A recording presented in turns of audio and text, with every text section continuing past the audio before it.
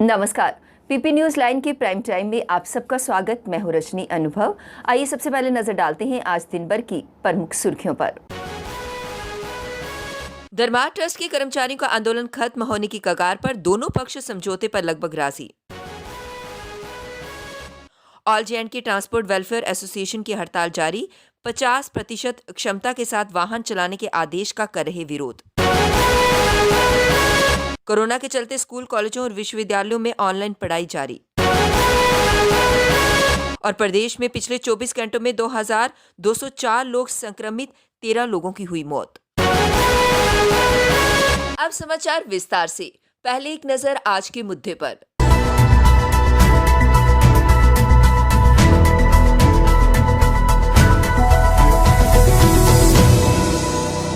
जम्मू कश्मीर की करीब 1.25 करोड़ आबादी में से पिछले 95 दिन में अब तक 14% आबादी को ही कोरोना टीकाकरण हो सका है। इसमें health care workers, frontline workers और 45 वर्ष से ऊपर के सिटीजन्स, जिनमें 17,47,498 लोगों को कोविड वैक्सीन दी जा चुकी है, जिनमें जम्मू संभाग में 9,02,608 और कश्मीर में 8,44,890 लोगों को वैक्सीन दी गई है।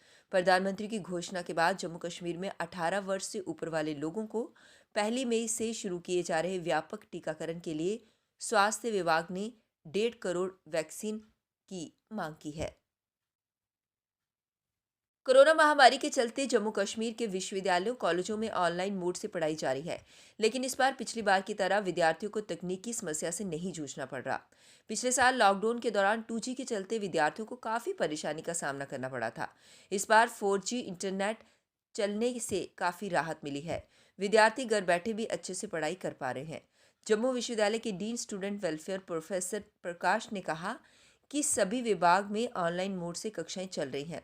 प्रशासन के निर्देशानुसार सीमित संख्या में स्टाफ विश्वविद्यालय में आ रहा है। जम्मू कश्मीर में कोरोना संक्रमण के मामले हर दिन नए रिकॉर्ड बना रहे हैं। बुधवार को रिकॉर्ड 2,204 लोग संक्रमित आए। ये कोरोना संक्रमण का अब तक का सबसे बड़ा आंकड़ा है। यही नहीं, पिछले 24 घंटों के दौरान 13 और कोरोना संक्रमित मरीजों की मौत हो गई है। इस साल एक दिन में ये सबसे बड़ा मौत का आंकड़ा है। इससे राज्य सरकार भी चिंतित है और उसने स्वीकार किया है कि इस साल कोरोना के हालात चिंताजनक बने हुए हैं। अच्छी बात यह है कि ठीक होने वाले मरीजों की संख्या भी लगातार बढ़ रही है। 733 और मरीजों के ठीक होने के साथ अब तक 1,34,773 लोग ठीक हो चुके हैं।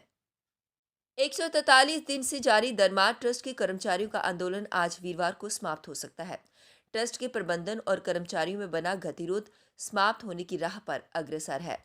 रामनवमी पर दोनों आंदोलनकारी कर्मियों के प्रतिनिधि और ट्रस्ट के वरिष्ठ अधिकारी ऐतिहासिक श्री रघुनाथ मंदिर में साथ पूजा में शामिल हुए। दोनों पक्ष समझौते पर लगभग राजी हो चुके हैं। पेज दरमार ट्रस्ट के श्री माता वैष्णो देवी श्राइन बोर्ड में विलय या एक अन्य स्वतंत्र बोर्ड बनाने के मुद्दे पर फंसा हुआ है। दरबार ट्रस्ट के अधीनस्थ मंदिरों के पुजारी, सेवादार व अन्य कर्मी बीते 143 दिनों से आंदोलनरत हैं। आंदोलन कर रहे कर्मचारियों ने बताया कि पिछले दिनों हुई बैठकों के परिणाम सार्थक दिख रहे हैं। दरबार ट्रस्ट के हाथ में जो मांगे मानना संभव था, उन पर सहमति बन चुकी है। अब कोरोना महामारी के बीच आंदोलन को आगे खींचना उचित नहीं है। उपजिले में बुधवार को यात्री वाहनों को 50% क्षमता के साथ चलाने का आदेश जारी करने के विरोध में ऑल जे&के ट्रांसपोर्ट वेलफेयर एसोसिएशन ने हड़ताल रखी।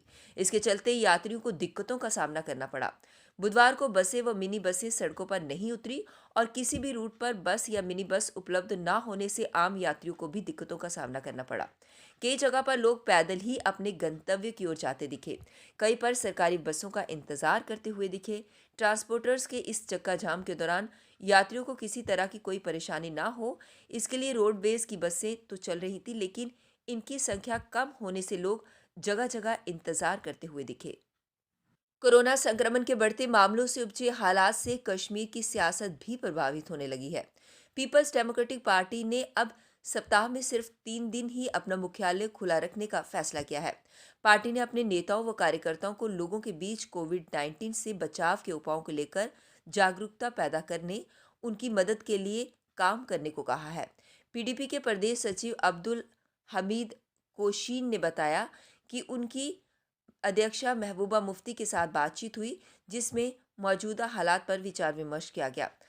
वह प्रदेश में तेजी से फैल रहे कोरोना संक्रमण और इससे उपजे हालात से काफी चिंतित हैं। उन्होंने सभी नेताओं व कार्यकर्ताओं को कोविड-19 प्रोटोकॉल का सख्ती से पालन करने की हिदायत दी है।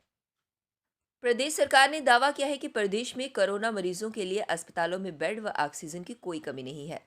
6000 बेड कोरोना मरीजों के लिए उपलब्ध हैं। इनमें से अभी 807 मरीज ही भर्ती हैं। 10,000 बड़े और 3,000 छोटे ऑक्सीजन के सिलेंडर उपलब्ध हैं।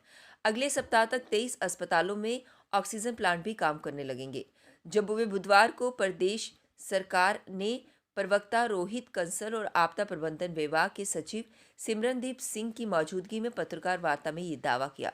उन्होंने कहा कि पिछले कुछ दिनों से प्रदेश में कोरोना संक्रमण के फैलाव की तेज हुई रफ्तार चिंता का विषय तो है, लेकिन सरकारी स्तर पर मरीजों के उपचार के लिए पर्याप्त व्यवस्था कर ली गई है। भारत में कोरोना वायरस की दूसरी लहर से हालात बेकाबू और खतरनाक होते जा रहे हैं। भारत में कोरोना जल्दी अपना रूप बदल रहा है और ज्यादा लोगों को अपनी चपेट में ले रहा है। इस कारण अस्पतालों में कोरोना मरीजों की संख्या भी बढ़ रही है।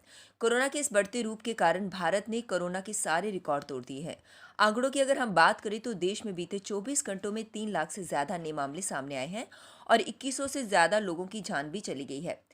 ये दुनिया में कोरोना के एक दिन में आए मामलों में सबसे ज्यादा आंकड़ा है। कोरोना के मामलों में भारत के अंदर इस समय दुनिया में सबसे ज्यादा मामले सामने आए हैं। पिछले 7 दिनों में ही 18 लाख से ज्यादा संक्रमित बढ़ गए हैं, जबकि उससे पहले के हफ्तों में 10 लाख से ज्यादा मामले बढ़े हैं। केंद्रीय स्वास्थ्य मंत्रालय के ताज़ा आंकड़ों के मुताबिक बीते 24 घंटों के दौरान 3,14,835 नए मामले मिले हैं और 2,104 लोगों की कोरोना से मौत हुई है। हालांकि इस दौरान 1,79,372 मरीज ठीक भी हुए हैं। कोरोना संक्रमितों की लगातार बढ़ती संख्या के कारण ट्यूलिप गार्डन भी अब वीरान होने लगा है। बाग खुलने के पहले 20 दिन के दौरान औसतन 10,000 लोग ट्यूलिप देखने आए थे, जबकि बीते 4 दिनों में यह संख्या घटकर 2,000 के आसपास रह गई है। इस बीच जम्मू कश्मीर फ्लोरिकल्चर विभाग के राजस्व पर भी हालात की मार साफ नजर आने लगी है। बीते 2 सालों में विभाग को लगभग 5 करोड़ की आय हुई है, जबकि वित्त वर्ष 2014-2019 तक विभाग ने हर साल औसत 5 करोड़ कमाए हैं। घाटी में शालीमार, निषाद, ट्यूलिप समेत सभी प्रमुख बाग बगीचे फ्लोरिकल्चर विभाग के अधीन आते हैं। इन बाग बगीचों में प्रवेश के लिए प्रत्येक को शुल्क चुकाना होता है। बाग में आने वालों के लिए प्रवेश शुल्क से ही होने वाली कमाई को विभाग विभिन्न बागों के रखरखाव पर खर्च करता है।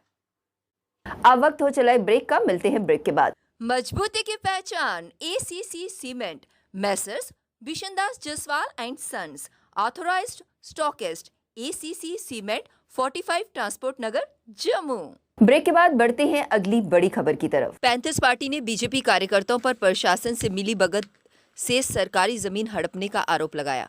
पार्टी कार्यालय में आयोजित पत्रकार वार्ता में स्टेट सेक्रेटरी गगन प्रताप सिंह ने कहा कि बीजेपी आए दिनों लोगों पर टैक्स लगाकर अपनी जेब भरने में जुटे हैं, जिससे यहां की आवाम को खासी परेशानी हो रही है। उन्होंने कहा कि बीजेपी चुनाव प्रचार के दिनों में अच्छे दिन लाने की बात करती थी, आखिरकार अब वो कहां गया। उन्होंने कहा कि अच्छे दिन तो नहीं आए, लेकिन आम जनता के लिए टैक्सों की भरमार हो रही है, जिसका भाजपा को आवाम को जवाब देना पड़ेगा। जा रहे हैं, रेडी फड़ियों को आप उठा रहे हैं, युवाओं के लिए नौकरियां यहां नहीं है, लोगों को जमीनों से वंचित कर रही है। कौन सा शासन चल रहा है? मैं आपको पैंथर्स पार्टी आपसे पूछना चाहती है। हम हमसे गुहार लगाना चाहते हैं कि इन विधायक और मंत्रियों के खिलाफ कड़ी से कड़ी कार्रवाई कीजिए। यहां पर 2 कानून चल रहे हैं, एक भाजपा लीडर्स के लिए और दूसरे जनता के लिए, और जनता को जो है अपने घर बनाने के लिए से भी आप वंचित कर रहे हैं। हम आपके माध्यम से गवर्नर साहब से यह भी अपील करेंगे कि जो एनोमलीज हैं जेडी और जेएमसी की, इन्हें ठीक कीजिए ताकि लोग सुख चैन के साथ अपना घर बना सके। बीएसएफ और सीआईएसएफ की जीडी भर्ती परीक्षा में फाइनल लिस्ट में नाम आने के बावजूद भी उम्मीदवारों को नौकरियां ना देने पर वे लंबे समय से विरोध प्रदर्शन करते आ रहे हैं। आज भी भाजपा कार्यालय त्रिकुटा नगर के बाहर विरोध प्रदर्शन किया। जम्मू कश्मीर में बढ़ते कोरोना महामारी को ध्यान में रखते हुए इस प्रदर्शन को 1 सप्ताह के लिए स्थगित किया गया है। उन्होंने कहा कि जब तक उनकी मांगों को हल नहीं किया जाएगा तो प्रदर्शन ऐसे ही जारी रहेगा।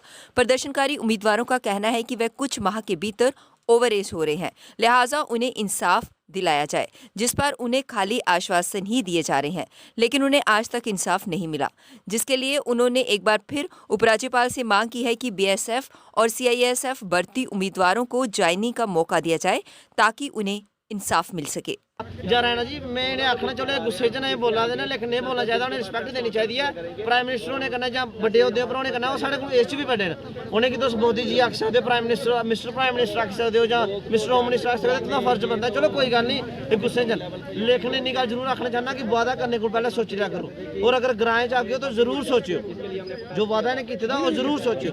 और ये सवाल पूछना है, साढ़ा भरा कुछ बोलना चाहते गुजर भरा देखा गया आरएसपुरा पुराना पिंड चौक के पास आज म्युनिसिपल कमेटी द्वारा नाले की सफाई का कार्य करवाते समय 3 मजदूर दीवार गिरने से जमीन के नीचे फंस गए, जिसके बाद स्थानीय लोगों ने उपचार के लिए उन्हें आरएसपुरा हॉस्पिटल में शिफ्ट करवाया। और उसके बाद तहसीलदार आरएसपुरा गगनदीप कुमार ने बताया कि अगर इसमें कोई लापरवाही हुई है तो उसके खिलाफ सख्त से सख्त कार्यवाही की जाएगी। 3 मजदूर जो थे बीच में फंस गए थे, तो अभी with the help of the public all the 3 are safely rescue. तो सर क्या ये जो काम चल रहा था सर, ये नाले की रिपेयरिंग चल रही थी, कि हम ये इकट्ठे करेंगे सारी इंफॉर्मेशन, और उसके बाद अगर कोई भी दोषी पाया गया तो उसके खिलाफ सख्त से सख्त कार्रवाई की जाए। जम्मू के मशहूर गायक मानिक सरीन द्वारा गाए पंजाबी गीत आंकड़ा को आज पूर्व उप मुख्यमंत्री कविंद्र गुप्ता ने लॉन्च किया। इस मौके पर पूर्व उप मुख्यमंत्री कविंद्र गुप्ता ने इस गाने को बनाने वाली टीम को मुबारकबाद दी। उन्होंने कहा कि इस पंजाबी गीत आंकड़ा के मार्केट में आने से खासी लोकप्रियता बनने की उम्मीद जताई जा रही है। इस मौके पर गायक मानिक सरीन ने अपनी गायकी के अनुभव को दर्शकों से साझा किया। आने वाले समय में यहाँ पर थिएटर को भी प्रमोट किया जाए और इसके साथ ही फिल्म सिटी बनाने का कोशिश की जाए, ऐसा हम समझते ही। खास करके इन्होंने ये जो पंजाबी गीत लिखा है, मैं ये भी चाहूँगा कि आने वाले समय में ये अपनी भाषा में भी इस गीत को दर्शाएँ।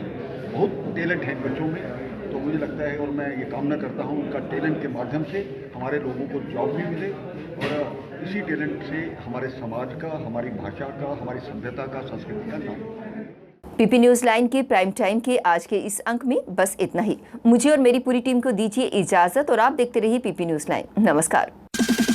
जम्मू में आई टेस्टिंग की साइंटिफिक और मॉडर्न टेक्नोलॉजी के लिए हमेशा याद रखें जेम ऑप्टिशियंस, जहां पर रखा जाता है आपकी हर जरूरत का ख्याल। Gem opticians with the facility of eye exercise, A scan, biometry, pachymetry और ऑटोमेटेड फील्ड एनालाइजर। और हाँ, हमारे यहाँ बढ़िया क्वालिटी के ब्रांडेड स्पेक्टिकल्स, सनग्लासेस और कॉन्टेक्ट लेंसेज मिलते हैं। आपका भरोसेमंद एक ही नाम, Gem Opticians, Gandhinagar. Gem Opticians, Nai Basti. Gem Opticians, Amphalla. Gem Opticians, Trikuta नगर।